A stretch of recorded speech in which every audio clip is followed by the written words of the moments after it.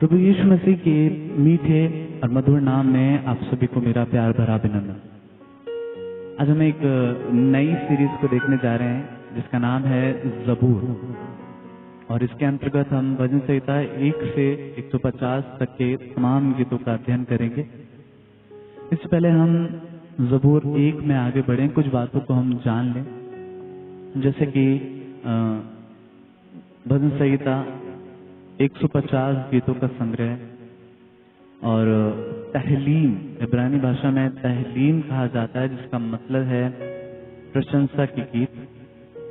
वहीं अंग्रेजी का शब्द साम्स यूनानी भाषा के सलामियों या सलामात से लिया गया है, जिसका मतलब है भजन या गीत। भजन संहिता को 5 भागों में बांटा गया है।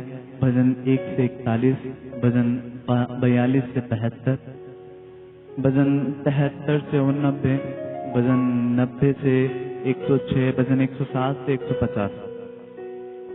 जब हम इन भजनों के, इन गीतों के लेखकों के बारे में बात करते हैं तो अलग अलग समय पर, अलग अलग परिस्थितियों में विभिन्न अलग अलग लेखकों ने इन गीतों को, ज़बूरों को लिखा है, जिसमें से हजरत दाऊद के 42 ज़बूर हैं, असाफ के 12 ज़बूर, कुरवंशी के 11 ज़बूर, सुलेमान के 2 ज़बूर, मूसा के 1 और एधान के 1 ज़बूर। इन ज़बूरों के लिखने के समय उनका अंतराल लगभग 1405 से 500 BC ईसा पूर्व माना जाता है। इनका उद्देश्य परमेश्वर की स्तुति और आराधना में इन गीतों का गाया जाना। आइए समय हम ज़बूर पहला अध्याय देखेंगे, और जब हम ज़बूर पहला अध्याय उसकी 3री आयत में देखते हैं तो वहां पर एक वृक्ष के विषय में हम देख पाते हैं। इस वृक्ष के विषय में इस प्रकार से लिखा गया है कि ये बहती नालियों के किनारे लगाया गया है, अपने ऋतुओं में फलता है, इसके पत्ते कभी मुरझाते नहीं। और जब हम इस वृक्ष को देख रहे हैं तो इस वृक्ष की तुलना इस अध्याय में मनुष्य से की गई है। एक ऐसा मनुष्य जो परमेश्वर का भय मानता है,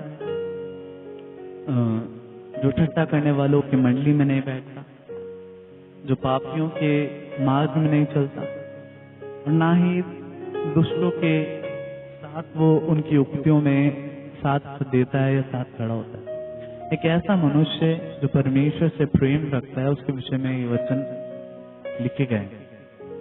देखिए, वचन में अक्सर जो है वृक्ष की तुलना मनुष्य से की जाती है, और मैं यहाँ पर आपको बताना चाहता हूँ, जैसे किसी भी वृक्ष, किसी भी तट के लिए जल का स्रोत के पास होना जरूरी है। बिना जल के वो वृक्ष कभी फलवंत नहीं हो पाएगा, ना उसके पत्ते हरे रहेंगे। उसी प्रकार से मनुष्य की जरूरत है परमेश्वर की उपस्थिति।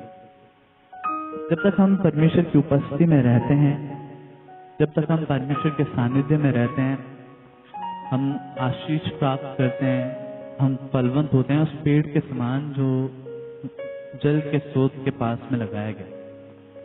जब मैं इस अध्याय को पढ़ता हूँ, मुझे एक घटना याद आती है जो हम मत्ती रचित समाचार 21वां अध्याय उसके 18वीं आयत से 20वीं आयत तक देखते हैं, जहाँ यीशु मसीह भूख के कारण एक वृक्ष के पास से गुजर रहे थे। जब उस अंजीर के वृक्ष की ओर वो देखते हैं तो पत्तों को छोड़ो कुछ नहीं पाते, और इस कारण यीशु मसीह उस वृक्ष को श्राप देते हैं, और वचन बताता है आगे से वो कभी फलता है। लेकिन आप जानते हैं उस वृक्ष के सूखे रहने का क्या कारण था, और उस वृक्ष के फल रहित रहने का क्या कारण था? उसी अध्याय के 19वीं आयत में वहां पर इस प्रकार से बताया गया कि वो वृक्ष सड़क के किनारे लगाया था, और क्योंकि कोई जल का स्रोत उसके पास नहीं था, इस वजह से वो पेड़ सूखता है, इस वजह से उस पेड़ में कोई फल नहीं पाया जाता है। ठीक उसी प्रकार यदि आप और मैं परमेश्वर से एक अच्छे रिश्ते को कायम नहीं करते हैं, परमेश्वर के साथ नहीं रहते हैं, तो आपका और मेरा जीवन भी फल रहित हो सकता है। वचन के एक और भाग में जो हम यिर्मयाह जब 17वां अध्याय और उसकी 5वीं आयत से लगभग 7वीं आयत को हम पढ़ते हैं, तो वहां पर भी हम देखते हैं इस वृक्ष के बारे में, एक ऐसा वृक्ष जो परमेश्वर को अपना आधार बनाता है। जब हम 7वीं आयत पढ़ते हैं तो वहां पर लिखा है, धन्य है वो पुरुष जो यहोवा पर भरोसा रखता है, जिसने परमेश्वर को अपना आधार बनाया। जब हम परमेश्वर को अपना आधार बनाते हैं तब हम फलवंत होते हैं, तब हम अंकुरित होते हैं। देखिए, जिस प्रकार से पेड़ को जल रूपी आधार की जरूरत है, वैसे ही आपके और मेरे जीवन को भी परमेश्वर की जरूरत है। परमेश्वर को अपना आधार बनाने की जरूरत है। बिना जल के कोई पेड़ फलवंत नहीं होता, उसी प्रकार से बिना परमेश्वर की उपस्थिति के आप और मैं आश्रित नहीं करते। वचन में यहाँ पर इस प्रकार से लिखा है, तो उस वृक्ष के समान होगा जो नदी के किनारे लगाया गया, उसकी जड़ें जल के पास फैली हैं, जब धूप होगी तब उसको ना लगेगी और उसके पत्ते हरे रहेंगे और सूखे वर्ष में भी उसके विषय में कोई चिंता नहीं होगी, क्योंकि तब भी वो फलता रहेगा। ये इन लोगों के लिए, उन लोगों की जो परमेश्वर को अपने जीवन का आधार बनाते हैं, उनके विषय में इस प्रकार से लिखा गया है कि चाहे चारों तरफ सूखा भी पड़े, आपके जीवन में कठिनाइयों का समय भी हो, चारों तरफ मुसीबतों का, परेशानियों का समय भी हो, ऐसे समय में भी आप और मैं आश्रित रहेंगे।